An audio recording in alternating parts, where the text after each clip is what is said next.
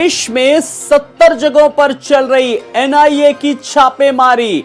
Delhi, UP समेत कई राज्यों में एनआईए की छापेमारी। आपको बता दें, बड़ी खबर, पंजाब, हरियाणा, राजस्थान और मध्य प्रदेश में छापेमारी। तो गुजरात में भी कई ठिकानों पर एनआईए का छापा। टेरर फंडिंग मामले में देश भर में एनआईए की छापेमारी चल रही है। सप्लाई नेक्सस बड़े पैमाने पर सामने आया और इस मामले में एनआईए का छापा। लॉरेंस बिश्नोई गैंग, काला जठेड़ी गैंग पर छापेमारी। वहीं नीरज बवाना गैंग के ठिकानों पर भी छापेमारी लगातार जारी है। आपको बता दें कि गुजरात के कुलविंदर के यहां पर एनआईए की छापेमारी जारी है। लॉरेंस बिश्नोई से पूछताछ के बाद कई अहम जानकारियां भी निकल करके आई हैं।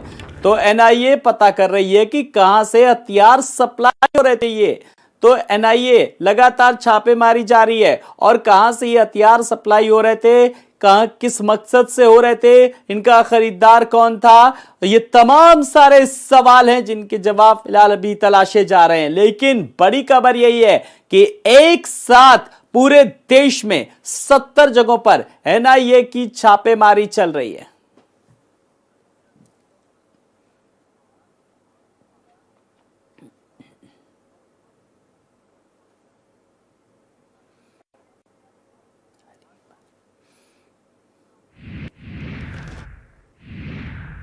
और ज्यादा जानकारी के लिए बात करेंगे अपने संवाददाता हरिपाल भी हमारे साथ हैं, मनोज उपाध्याय भी हैं, स्वाति पाठक हैं और साथ ही साथ सहयोगी संजय चौहान हमारे साथ हैं। सबसे पहले देश की राजधानी में स्वाति हमारे साथ मौजूद हैं। स्वाति, जानना चाहेंगे 70 जगह पर किस तरीके से छापेमारी, पूरे यूपी सहित तमाम राज्यों में किस तरीके के इनपुट्स आ रहे हैं?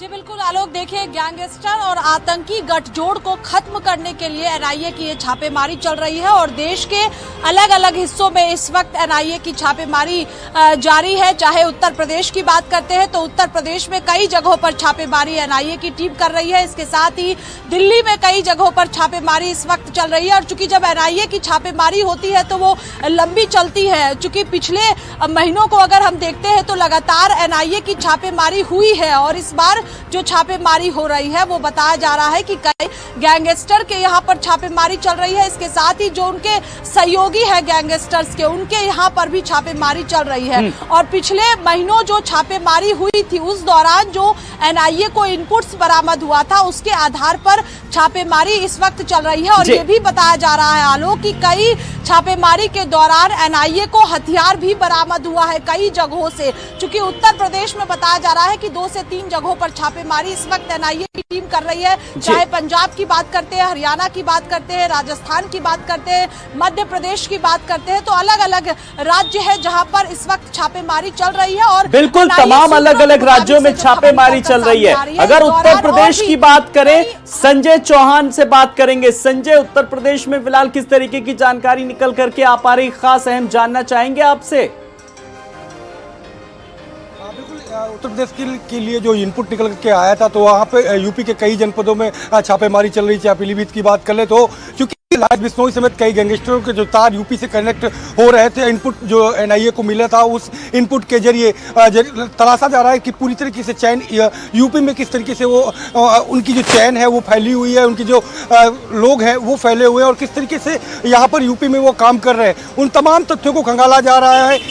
तमाम उन चीज़ों पर भी ध्यान दिया जा रहा है जो कैश वहाँ से बरामद हुआ, जो सप्लायर चैन आर्म्स की उनको भी देखा जा रहा है। तो एनआईए की लंबी जांच चल रही है और लास्ट छापेमारी के बाद आज इस तरीके से छापेमारी हो रही है वो अपने आप में बेहद महत्वपूर्ण इसलिए आलोक हो जाती है क्योंकि जिस तरीके से कई गैंगस्टर के यहाँ छापेमारी के साथ साथ उनके कनेक्शन को यहाँ खंगाला जा रहा है और जिस तरीके से घातक हथियार बरामद हुए तो यूपी में कहीं कोई बड़ी घटना को अंजाम न दिया जा सके, उसे कैसे रोका जा सके, आने वाले चुनाव में और तमाम कार्यक्रम हैं उनके दौरान कोई आतंकी घटना न घट सके, इन तमाम बिंदुओं को लेकर के जांच लगातार एनआईए की जारी है। आलोक, बिल्कुल एनआईए की जांच लगातार जारी है। हरिपाल के पास, अपने संवाददाता के पास रुकेंगे। हरिपाल, जिस तरीके से एनआईए पता कर रही है कि कहां से हथियार ये सप्लाई हो रहे थे, कहां जा रहे थे, कौन इनका खरीदार था, क्या कुछ इनपुट्स मिल रहे हैं आपके पास?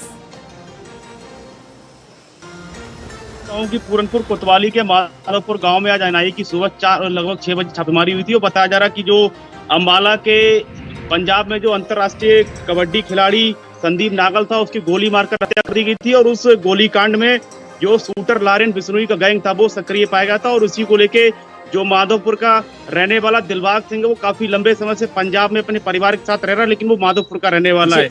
इसी मामले में दिलबाग सिंह लंबे समय से पंजाब की जेल में बंद है, जो कबड्डी खिलाड़ी संदीप नागल की हत्या हुई थी उस विषय में। इसी मामले में आज सुबह एनआईए लगभग 6 बजे स्थानीय पुलिस के साथ गांव में छापेमारी की और जो दिलबाग सिंह आरोपी पंजाब की जेल में बंद है उसके घर पहुंची और वहां पे जो लोग थे, जो उसका चौकीदार था, उससे कड़ी पूछताछ की। कुल मिलाकर जो अंबाला के पंजाब में नागल की हत्या हुई थी, जो कबड्डी अंतर्राष्ट्रीय खिलाड़ी था, उस संबंध में आज एनआईए की छापेमारी हुई और लगातार जो एनआईए है वो शूटर लारेन गैंग के जो मेंबर है उनकी तलाश कर रही है और कहीं ना कहीं जो पूरनपुर इलाके के रहने वाले दिलबाग सिंह था उसकी उसमें संलिप्तता पाई गई थी और वो लंबे समय से पंजाब की जेल में बंद है। आज सुबह इसी संबंध में एनआईए की टीम लेवल के साथ पहुंची और जो तमाम गांव के आसपास के जो उनके लोग थे, जो दिलबाग सिंह के करीबी थे, जानने वाले थे, उनसे कड़ी पूछताछ हुई है। कुल मिलाकर 2 घंटे की छापेमारी के बाद एनआईए वापस लौटी, लेकिन कुल मिलाकर जो नागल की हत्या हुई थी अंतर्राष्ट्रीय जो कबड्डी खिलाड़ी था उसी के संबंध में जो लारेन बिश्नोई गैंग का जो कांड था वो सम्मिलित पाया गया था और इसी संबंध में जो दिलबाग सिंह आरोपी है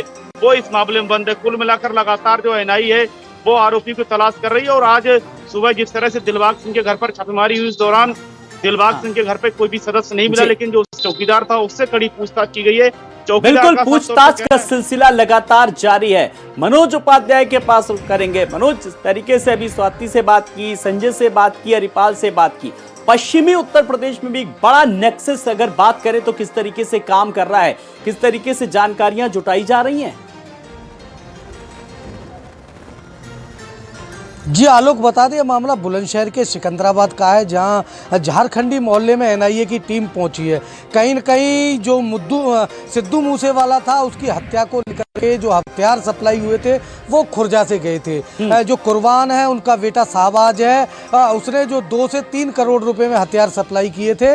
वो अगली जो पहली बार जो एनआईए की टीम आई थी उसी टाइम उसको अरेस्ट कर लिया गया था और उसे जेल भेज दिया गया है। कहीं न कहीं उसके रिश्तेदार झारखंडी मोहल्ला सिकंदराबाद में रहते हैं, उनके यहाँ पूछताछ चल रही है। कहीं न कहीं जो टेरर फंडिंग है और हथियार सप्लाई को लेकर के किस किस के तार जुड़े हुए हैं, उनके रिश्तेदारों के यहाँ छापेमारी चल रही है और उसी को लेकर के आज एनआईए की टीम करीब 2 से 3 घंटे हो चुके हैं और पूछताछ जारी करने के बाद में वापस हो गई है। लेकिन अभी तक ये पता नहीं लगा है कि आखिर उनके पास और क्या चीज़ ऐसी एनआईए को मिली है, जिसकी जानकारी अभी नहीं मिली है। लेकिन कहीं न कहीं जो उनके रिश्तेदार हैं, अपराधी टाइप के जो रिश्तेदार हैं, उनके यहाँ कार्रवाई चल रही है और एनआईए की टीम आगे भी पहले भी कर चुकी है, इनके यहाँ छापेमारी कर चुकी है। लेकिन इनके यहाँ से जो लोग थे पहले फरार हो गए थे। एक शाहबाज का नाम का युवक था जो कुर्बान पुराना हथियार सप्लायर है, उसका बेटा था जिसने सिद्धू मूसेवाला को लेकर के हथियार बेचे थे और टेरर फंडिंग का भी मामला सामने आया था। उसको लेकर उसका जो बेटा शाहबाज है वो जेल में है और आज उसी कड़ी को लेकर के कहीं न कहीं दोबारा कोई और फंडिंग नहीं है, कोई बिल्कुल तमाम सारी कड़ियों को कहीं ना कहीं जोड़ के देखा जा रहा है। आप नजर रखिएगा क्या कुछ चीजें और निकल करके आती है। मनोज, बहुत बहुत शुक्रिया। हरिपाल, आपका भी बहुत बहुत शुक्रिया। संजय, आपका भी बहुत बहुत शुक्रिया। स्वाति, आपको रोकना चाहेंगे, आपसे एक बड़ी खबर पर हम अपडेट चाहेंगे और लेकिन उससे पहले वो बड़ी खबर बताएंगे दिल्ली से।